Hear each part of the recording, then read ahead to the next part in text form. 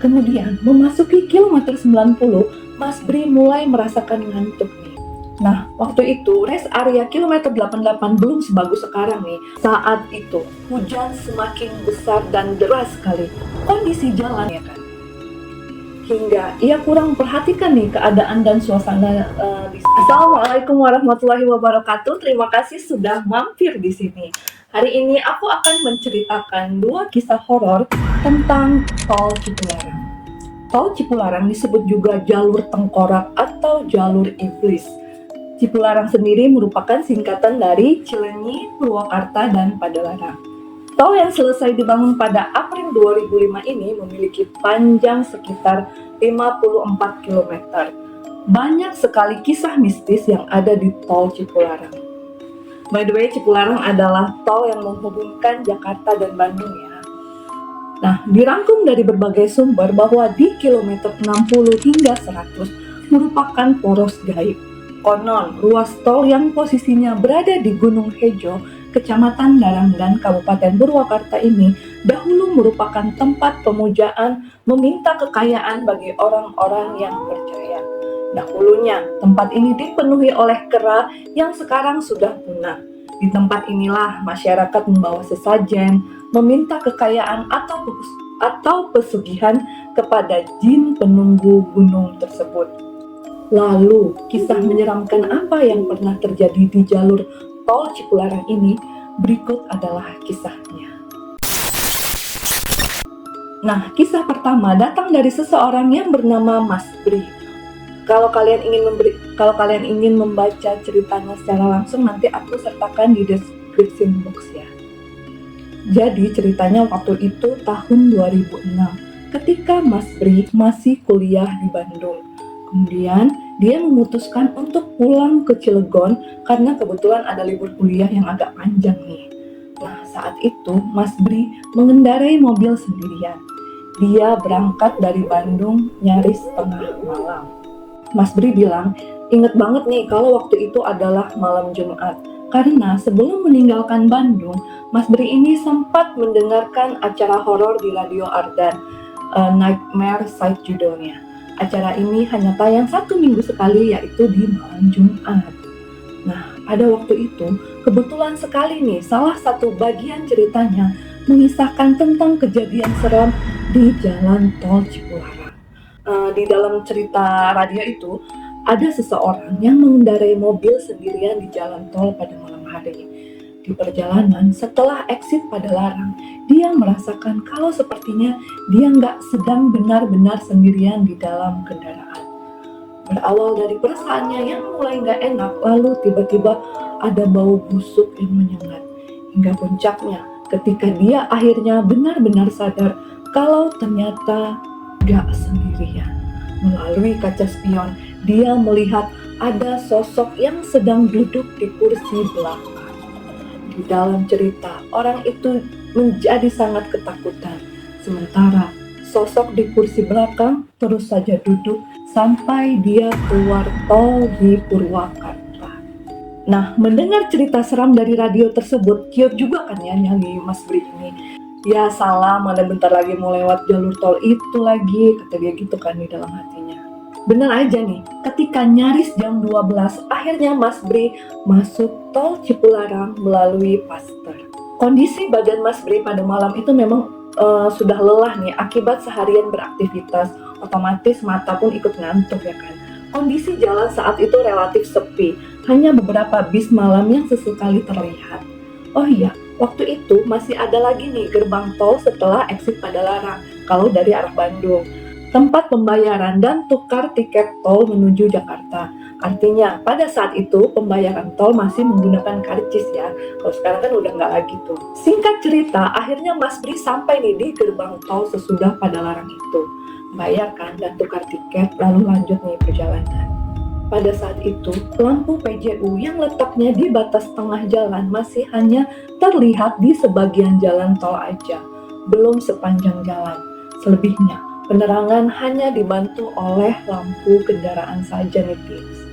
Karena itulah jalanan menjadi gelap gulita, ditambah dengan sedikitnya kendaraan yang melintas, membuat suasana benar-benar sepi. Mas Bri yang hanya sendirian ini hanya bisa mengalihkan pikiran dengan mendengarkan musik di tab mobil. Masih terbayang nih dia dengan cerita seram di radio yang tadi tuh, yang menceritakan tentang penumpang gelap di tol itu. Gak bisa dipungkiri nih, kalau itu membuat Mas Bri jadi agak ketakutan juga ya kan. Mana malam Jumat lagi. Saking parnonya, Mas Bri ini sampai mengarahkan kaca spion bagian dalam itu ke atas supaya gak memantulkan gambaran atau keadaan di kursi belakang nih. Jadi kaca spionnya tuh dinaikin. Kemudian memasuki kilometer 90, Mas Bri mulai merasakan ngantuk nih. Lalu dia berniat kan untuk berhenti di rest area kilometer 88 untuk beristirahat. FYI ya, hitungan kilometer dari Bandung ke Jakarta adalah hitungan mundur. Jadi dari kilometer 100 sampai ke kilometer 1. Begitulah kira-kira ya. Nah, waktu itu rest area kilometer 88 belum sebagus sekarang nih. Masih ala kadarnya aja, masih warung-warung kecil.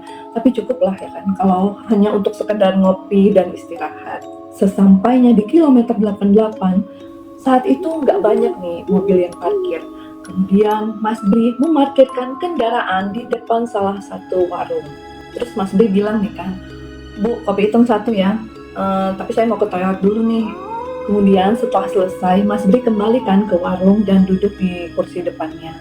Saat itu langit mulai kelihatan mendung, mulai cemas Mas Bri. Sendirian, malam Jumat, hujan pula, kan double kill kali ya kan. Sambil minum kopi, Mas Bri mulai berbincang nih dengan si ibu-ibu penjaga warung itu. Nah ini nih, topik awal pembicaraan aja agak membuat Mas Bri sedikit keheranan nih. Karena ibu penjaga warung itu bilang gini, "Cep, itu temennya nggak disuruh turun. Kasihan atuh sendirian di dalam mobil." Kaget kan Mas Bri mendapat pertanyaan tersebut. Teman yang mana Bu? Saya sendirian kok." Mas Bri jawab gitu kan sambil memperhatikan mobil yang dia parkir gak terlalu jauh tuh dari warung itu. Terus si ibu bilang gini, "Ah masa sih Cep? Tadi saya lihat kok ada yang duduk di kursi depan." Terus Mas Bri bilang kan, "Ah ibu salah lihat kali, saya benar-benar sendirian kok Bu." Terus si ibu bilang kan, "Oh gitu," jawab si ibu nih sambil kelihatan masih penasaran gitu. Terus dalam hati Mas Bri ini kan, "Ah elah ada-ada aja dah." Percakapan yang mau gak mau membuat Mas Bri kepikiran nih. Terus dalam hati Mas Bri kan, semoga ibu ini salah lihat lah gitu kan. Selanjutnya sekitar 30 menit kemudian, gerimis kecil mulai turun dari langit. Kekhawatiran Mas Bri akhirnya terjadi juga. Sebelum hujan semakin besar, Mas Bri memutuskan untuk melanjutkan perjalanan. Saat itu, hujan semakin besar dan deras sekali. Kondisi jalan yang menurun dan licin membuat Mas Bri ini semakin berhati-hati dan memperlambat laju kendaraan. Penglihatan yang makin terbatas membuat Mas Bri harus terus fokus dan konsentrasi memperhatikan jalan. Posisi duduk dia majukan kan gini, mendekatkan wajah ke kaca mobil supaya dapat memandang lebih jelas lagi nih. Cukup lama nih Mas Bri berada di posisi duduk seperti itu, maju ke depan gini ya kan. Hingga ia kurang memperhatikan nih keadaan dan suasana di sekitar mobil kan.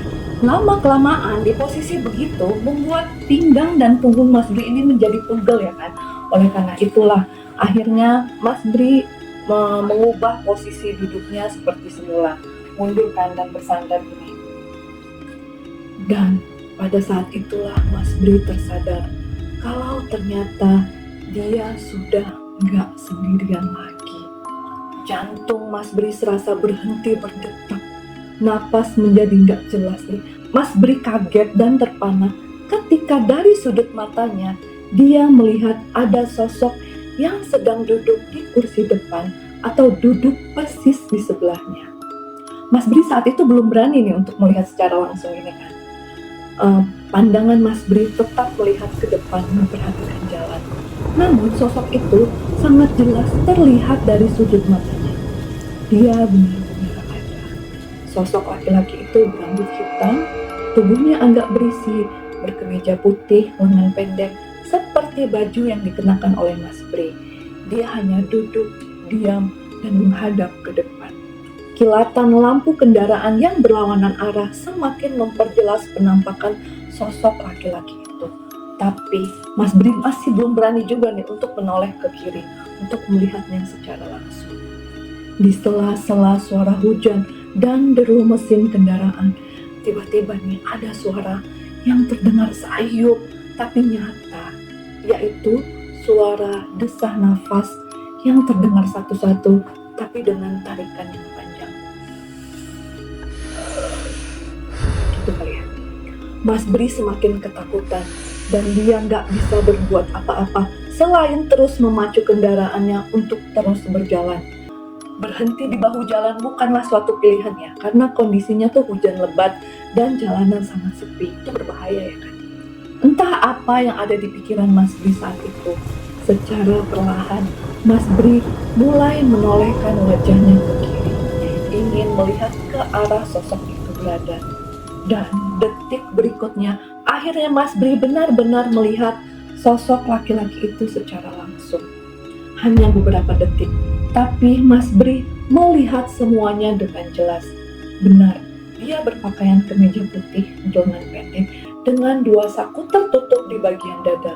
Laki-laki berkulit putih, yaitu laki-laki berkulit putih bersih, wajahnya pucat asih, layaknya orang yang sudah mati. Kami nggak bertatapan, karena laki-laki misterius itu terus saja menghadapkan wajahnya ke depan. Tapi bukan itu yang akhirnya membuat Mas Bri berhenti untuk terus memandangnya. Ada lagi nih tips. Menurut Mas Bri, pria itu duduk dengan posisi duduk bersandar namun tegak, dengan tatapan mata yang terus ke depan. Wajah yang dari awal datar tanpa ekspresi tiba-tiba perlahan mulai tersenyum namun tetap memandang ke depan beliau.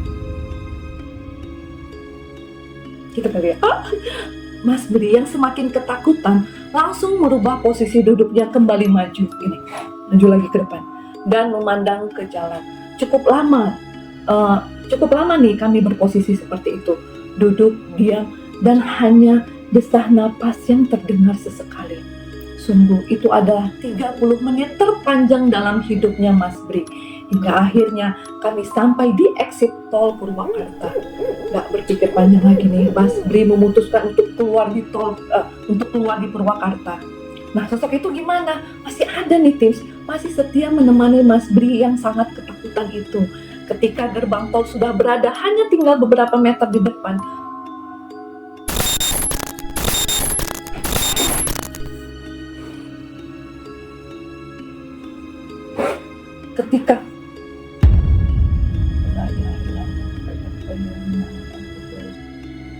hingga akhirnya mereka sampai di exit tol Purwakarta. Gak pakai pikir panjang lagi nih, Mas Bri memutuskan untuk keluar di Purwakarta.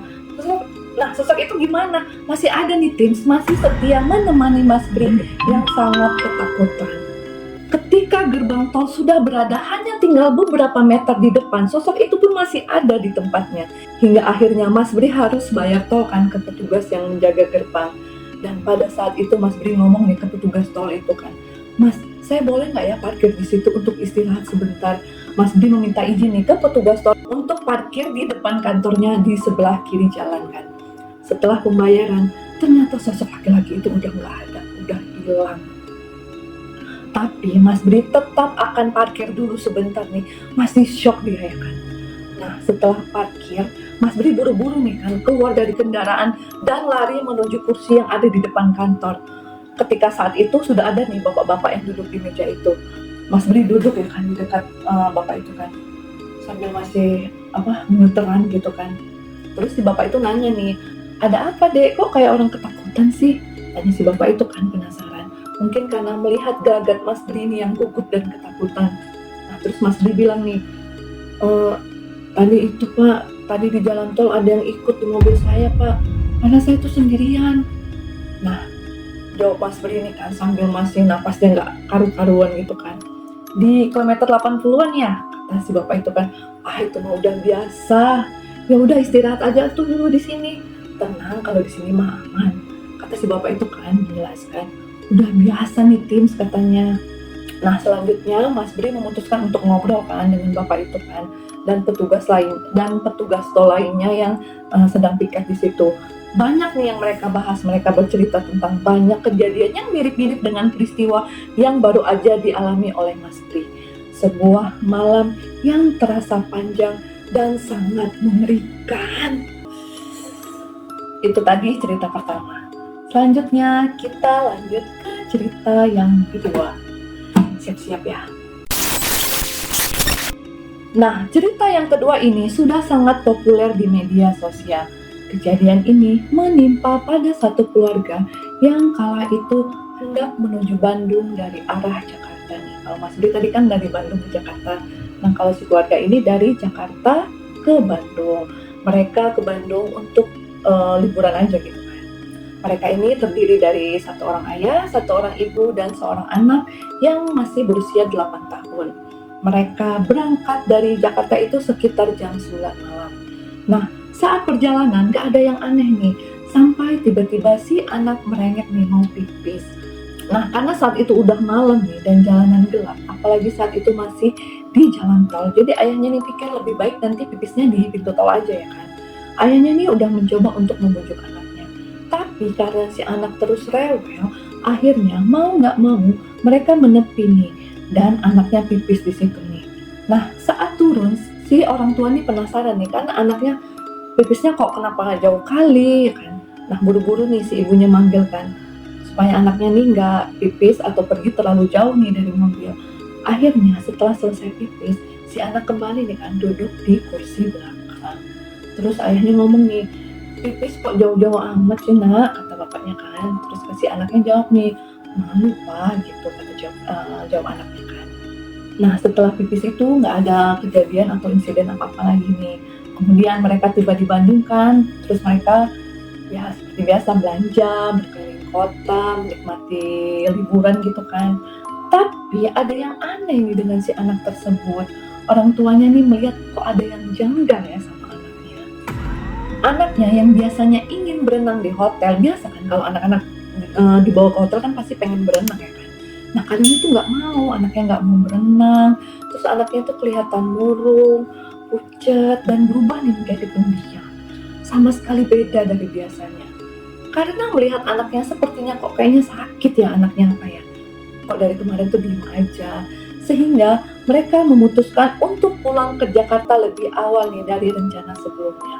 Nah, di dalam perjalanan pulang sekitar jam 10 malam, kembali nih si anak itu kebelet pipis. Dia ngomong kan, lupa mau pipis nih, merengek terus dia nih kan kalau pengen pipis. Akhirnya mereka berhentilah kembali kan. Anehnya, mereka nih berhenti di kilometer yang sama seperti anaknya pipis sebelumnya nih. Hanya saja di jalur yang berbeda kan, di jalur yang sebaliknya. Sama seperti sebelumnya, anaknya nih berjalan agak jauh. Tetapi kali ini anaknya tuh nggak ditunggu-tunggu tuh nggak balik-balik ke mobil. Panik kan orang tuanya, kok anaknya pipis tapi kok nggak balik-balik lagi ke mobil. Setelah mereka mencari sangat lama di pinggiran tol dan tidak menemukan jejak anaknya sama sekali, akhirnya mereka lapor nih ke petugas melalui pengaduan tol kan. Dalam percakapannya di telepon, si orang tua ini menerangkan tentang anaknya yang hilang ketika pipis di tepi jalan. Ciri-ciri anaknya tuh begini. Kemudian petugas tol di seberang telepon itu juga memberikan ciri-ciri si anak dan pakaian yang sama seperti yang diterangkan oleh si ibunya. Dan ternyata benar nih. Akhirnya kedua orang tua tersebut pun langsung tancap gas nih menuju pos yang sudah disebutkan oleh petugas tol itu kan. Sambil terheran-heran nih, gimana bisa anaknya kok bisa secepat itu nih sampai di pos. Sang ibu pun langsung memeluk anaknya kan, tapi sambil marahin nih, kamu kemana sih kok ninggalin kita di jalan. Terus anaknya malah nangis nih sambil bilang, justru mama sama papa yang ninggalin aku kemarin di jalan. Kemudian petugas polisi pun menjelaskan, Ibu jangan marah-marah dulu Ibu. Anak Ibu ini sudah di kantor kami selama 2 hari sejak hari Jumat malam. Seketika ibu dan ayahnya pun memandang heran. Jadi ternyata pada waktu anaknya pipis saat perjalanan ke Bandung itu, dia hanya pipis di samping kiri mobil di balik pintu belakang. Tetapi ibu dan ayahnya melihat anaknya ini berjalan di depan mobil dan menjauh. Setelah itu Anak yang masih pipis ini malah ditinggal sama ibunya. Walaupun anaknya udah teriak-teriak nih manggil-manggil ibunya, tapi kedua orang tuanya ini gak dengar sama sekali. Lah, jadi siapa yang ikut sama mereka di Bandung selama ini? Kisah barusan yang aku ceritakan bisa kalian baca juga nih di link deskripsi yang ada di bawah ya. Kalau kisah kalian mau aku ceritakan juga, boleh nih email di bawah dengan subjek bikin merinding. Sampai ketemu di kengerian selanjutnya. Assalamualaikum warahmatullahi wabarakatuh. Jangan lupa ya like dan subscribe-nya. Terima kasih.